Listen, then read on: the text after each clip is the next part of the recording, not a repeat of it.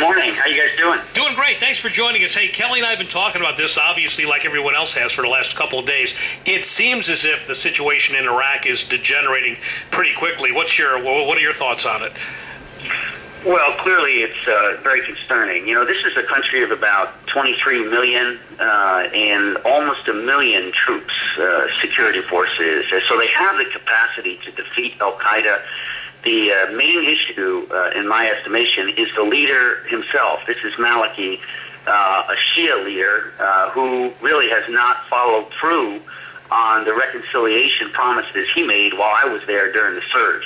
You know, in 2007, the Sunni made a conscious choice to give the new Iraq a chance. This is when they flipped sides and decided to fight al-Qaeda when they saw firsthand the kind of governance that al-Qaeda was going to potentially bring to any new country, including a new Iraq. You know, they were cutting off the fingers of folks who were smoking. They were taking teenage girls as harem, and they were implementing Sharia law. And at that point, the Sunni leadership said, look, we're not sure what we like. We're not crazy about you, but we know who we don't like, and it's these guys.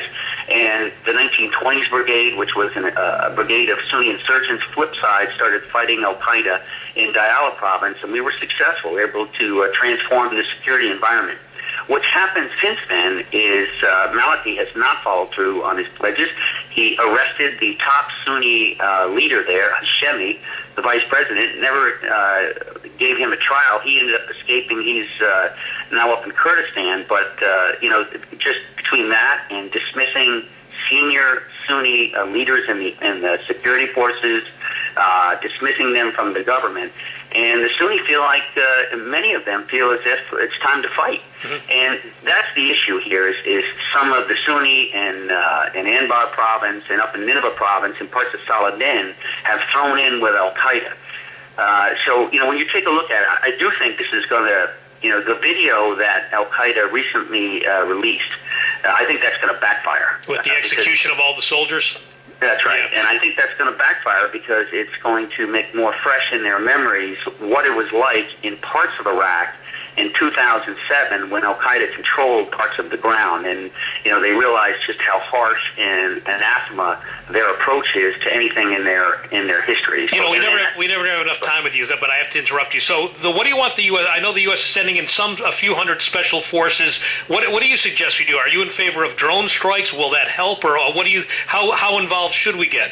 Well, we have an embassy, a robust embassy there. It arguably is the largest embassy we have around the world because we have a 3-star general there that's been leading the assistance.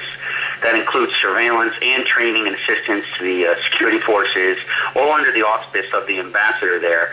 And I think that right there is going to give enough assistance to the Iraqi security forces. I mean, here's the challenge, is as they go forward, what Maliki has to do is inspire a sense of nationalism. He needs to unite that country, and to the extent that he leans heavily on the United States or Iran, that works against him because the Sunni and the Kurds have to believe that as Maliki prosecutes this war against al-Qaeda, that the Sunni and the Kurds, that they're throwing in with the Shia majority, that it's in their best interest.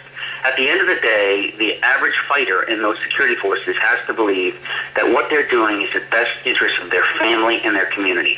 And if that ends up being the case here in the coming days and weeks, they're going to be able to defeat al-Qaeda. However, if it's seen as a tool of the United States or Iran, that's going to hurt the reconciliation process. So, I think we've got a good approach right now, and the ball is in Maliki's court. He has to do more to inspire. He's going to have to make political reform and follow through on it immediately. And then this near 1 million persons troops, I think, can bring their effects to bear against al-Qaeda. Keep in mind that even these areas where the media is reporting that al-Qaeda has grabbed parts of these cities, my experience has been they're not going to be able to follow through on services. And we're talking about water and sewer and trash. And at the end of the day, these guys really, they're so focused on implementing Sharia law, which is very, very harsh and anathema to freedoms.